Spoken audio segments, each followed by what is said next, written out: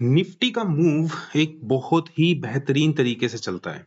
जब अपने निफ्टी की बात करते हैं तो निफ्टी हमें प्रॉफिट दे सकता है, क्या निफ्टी का ट्रेंड है, ये सब बातें आज अपने करेंगे और जानेंगे कि आने वाला जो वीक है, यानी कि 17 मार्च से लेकर जो हमारा वीक शुरू होने वाला है, इस नेक्स्ट वीक के अंदर किस तरीके से ये मार्केट वर्क करेगा। So stay tuned till the last move. Alright, चलिए आप सबसे पहले बात करते हैं निफ्टी की और थोड़ा सा पास्ट एनालाइज कर लेते हैं कि पास्ट में क्या हुआ और आगे क्या हो सकता है। अगर मैं बात करता हूं पहले, तो मार्केट के अंदर बेसिकली यहां से मार्केट एक बहुत अच्छी पीक के पास जाता है, then again it is fluctuating, then फिर अगेन ये डाउन। तो देखा जाए तो मार्केट ने एक अच्छा खासा मूव दिखाया।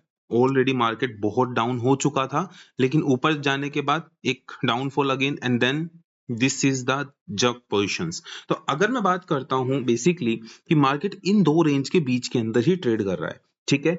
हाँ, ये अच्छी बात है कि मार्केट इन दो रेंज के बीच में ट्रेड करे और कुछ टाइम और करे तो और भी बेटर सिचुएशन बन सकती है। क्यों बन सकती है? क्योंकि मैक्सिमम लोग यहाँ पे फ्लक्चुएटेड हो जाएंगे। मैक्सिमम लोग जो हैं, अब जो लोग यहाँ पे बाय कर रहे हैं, मान लो 22,350 के पास बाय कर रहे हैं, तो 350 के पास बाय करने के बाद उनका जो सेलिंग रहने वाला है यहाँ पे रहने वाला है। और जो लोग यहाँ पे सेल कर रहे हैं वो लोगों का स्टॉप लॉस कहाँ होगा? ऑब्वियस सी बात है 550 के आसपास। और ये लोग जहां यहाँ बाय कर रहे हैं उनका स्टॉप लॉस कहाँ होगा? नियर अबाउट 300 के आसपास। तो जो ये रेंज है, जब तक इस रेंज के अंदर है मार्केट, ठीक है, इट्स ओके, डजंट मैटर। लेकिन जब ये मार्केट को क्रॉस करेगा एंड देन आफ्टर एक बहुत अच्छा ट्रेड यहाँ पे मिलने की पूरी पूरी संभावना है। ओके, तो फर्स्ट थिंग, अगर मैं पहला इसका टारगेट लेता हूं, the first target is 2200 and 260। Alright, बहुत ही छोटा टारगेट है। अगर मार्केट यहां से नीचे जाता है तो डेफिनेटली यहां से हमें टारगेट मिल सकता है। तो पहला टारगेट ये रहेगा। पहला ट्रेडिंग स्ट्रेटेजी मैं आपको बताता हूं, बहुत ही ध्यान से समझिएगा, बहुत इंपॉर्टेंट है आपके लिए, ठीक है। तो फर्स्ट ऑफ ऑल, मार्केट मान लीजिए यहाँ पे ही ओपन होता है, तो मार्केट दिस लाइक अगर ऐसे परफॉर्म कर रहा है तो पहला टारगेट 260। देखो, जब भी मार्केट इस रेंज में आया है ना, हमेशा मार्केट ने ऊपर का ही बूम किया है, ठीक है। लेकिन अगर मार्केट फिर भी नीचे आता है तो लास्ट स्टॉपेज इसका क्या रह सकता है? 22,070 के आसपास। जैसे ही मार्केट 70 के आसपास आता है, देन अगेन इसका कॉल जो है ऊपर बाय बन सकती है। देखिए, जब भी मार्केट सपोर्ट पे आता है ना, तो ऑलवेज थिंक कि मार्केट सपोर्ट से बाउंस बैक करेगा, ठीक है, बाउंस बैक करेगा। इसका मतलब ये नहीं होता हमेशा कि जब भी मार्केट सपोर्ट के पास आएगा तो टूट के और नीचे चलता जाएगा, ऐसा नहीं है। तो जब भी मार्केट, जैसे मार्केट यहाँ से सपोर्ट पे आया तो ऊपर चला गया, फिर वापस सपोर्ट पे आया, फिर ऊपर चला गया, फिर वापस सपोर्ट की तरफ आ रहा है, तो फिर ऊपर जाने की संभावना क्या है? इस चीज को जानने के लिए हमें देखना पड़ेगा कि मार्केट किस तरीके से मूव कर रहा है। देखिए, ये एक प्रकार का बैंड है।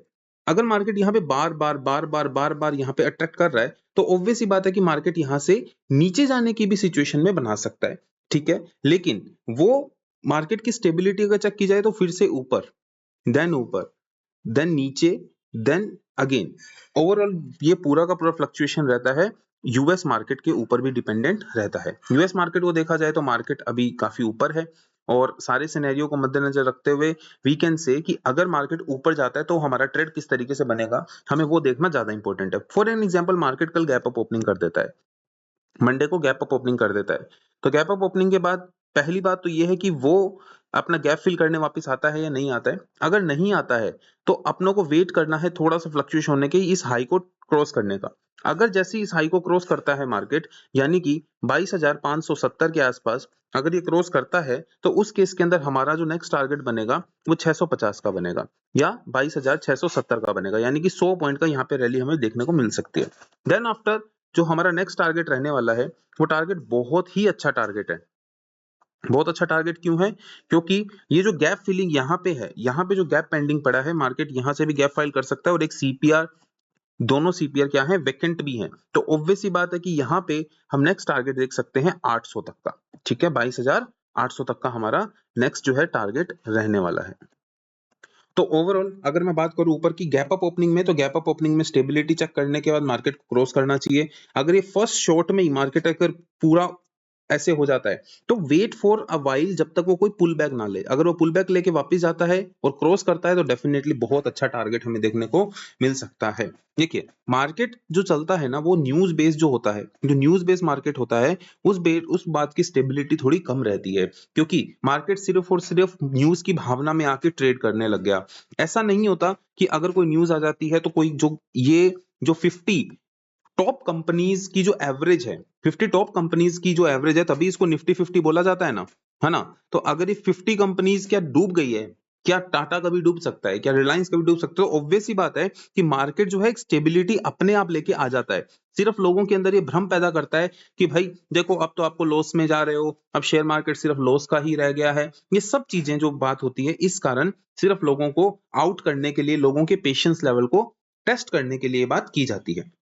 ठीक है, ओवरऑल देखा जाए तो मार्केट की रेंज अच्छी है। एक आई एम श्योर कि नेक्स्ट वीक जो होगा उसके अंदर बहुत ही बड़ी रेंज हमें देखने को मिल सकती है, बहुत बड़ी रेंज। देखिए अगर मैं आपको एक और बात करूं, जैसे देखो यहाँ पे एक रेंज आई, यहाँ पे जो सीपीआर बना वो बहुत ही श्रिंक बना।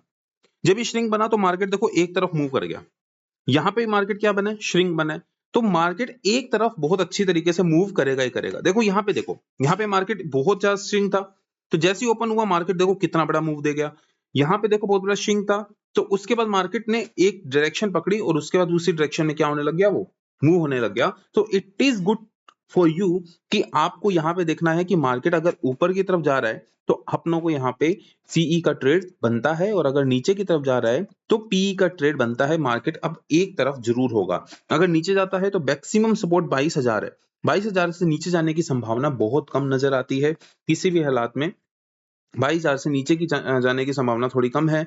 ओवरऑल अगर मैं इकोनॉमिक्स टाइम की बात करूं तो उन्होंने जो रेंज दी है वो हमें 21,800 से लेकर हमें जो रेंज मिली है वो 23,000 तक की मिली है। तो इसी रेंज के बीच में मार्केट इस नेक्स्ट वीक के अंदर रहना चाहिए। बाकी we see the next point की क्या होता है। ठीक है, अब अपने एक नेक्स्ट पॉइंट की बात करते हैं, बैंक निफ्टी की। ऑलराइट, अब अपने बात करते हैं किसकी, बैंक निफ्टी।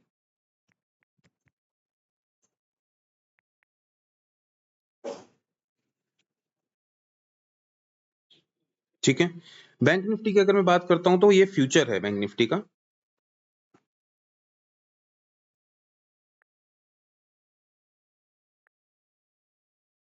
अपने इंडेक्स की बात करते हैं, चलो। बैंक निफ्टी इंडेक्स के अंदर क्या है, बैंक निफ्टी इंडेक्स के अंदर भी यहाँ पे बहुत ही शार्प वी कैन से देखा जाए तो मार्केट ने बहुत ही शार्प डिक्लाइन किया, देन उसके बाद धीरे धीरे स्टेबिलिटी की तरफ जा रहा है, और स्टेबिलिटी इतनी भी ज्यादा मेरे को अच्छी दिख नहीं रही है। तो यहाँ पे मार्केट के अंदर मैं थोड़ा सा बैंकिंग सेक्टर में थोड़ा डाउनफॉल ही एक्सपेक्ट कर सकता हूँ। एंड नेक्स्ट पॉइंट की बात करें तो अभी अपने बहुत अच्छे सपोर्ट के आसपास ही भी खड़े हैं, लेकिन ये सपोर्ट धीरे धीरे वीक होता जा रहा है, क्योंकि बार बार इस सपोर्ट के ऊपर क्या किया जा रहा है, इनका आक्रमण किया जा रहा है कि सेलर चाहते हैं कि इसके नीचे चला जाए। सो ओवरऑल एक्सपेक्टिंग कि मार्केट अभी डाउन ट्रेंड के अंदर ही है। अच्छा, अब अगर बात करें अपने डाउन ट्रेंड कब अप ट्रेंड बनेगा, तो इसके लिए वी हैव टू नो कि मार्केट को कम से कम 48,400 को क्रॉस करना पड़ेगा, 380 को क्रॉस करना पड़ेगा। अगर मार्केट इसको क्रॉस करता है तब अपने सोच सकते हैं कि मार्केट थोड़ा अप ट्रेंड में जा सकता है। तो इसका पहला जो टारगेट रहेगा 4800, 48,600, then after the sky is the way. Alright, तो यहाँ पे वी हैव टू वेट कि मार्केट अगर हमें कॉल की तरफ जाना है तो 48,370 को क्रॉस करे, एंड अदरवाइज मार्केट अगर नीचे जाता है तो नीचे की जो लेयर है अगर उसने 48,000 को क्रॉस कर दिया, 48,000 क्रॉस कर दिया, तो नीचे जो है इसका काफी अच्छा टारगेट बन सकता है। 47,400 तक भी इसका टारगेट बन सकता है। ऑलराइट, सो यहाँ पे नीचे एंड यहाँ पे ऊपर इस तरीके से जो रेंज है, इसकी रेंज है। बैंक निफ्टी इतना फास्ट मूव करता है कि इसकी रेंज को हम डिटरमाइन भी नहीं कर सकते कि क्या रेंज इसकी बनेगी, क्योंकि इसकी रेंज काफी बड़ी बड़ी होती है। ऑलराइट, तो अगर आप बैंक निफ्टी में ट्रेड करते हैं तो बहुत ही सेफली ट्रेड करिए। एंड अगर आपको ये वीडियो पसंद आया तो डेफिनेटली आप इस वीडियो को लाइक करिए, शेयर करिए एंड सब्सक्राइब करिए। Thank you very much. और कोई भी वीडियो अगर आप चाहते हैं तो प्लीज आप कमेंट बॉक्स में जरूर डालिए, हम उसके वो बारे में बहुत अच्छे से डिटेल में क्या करेंगे, डिस्कस करेंगे और समझेंगे कि किस तरीके से मार्केट मूव कर सकता है। Okay, thank you very much, have a great day, great session with you guys.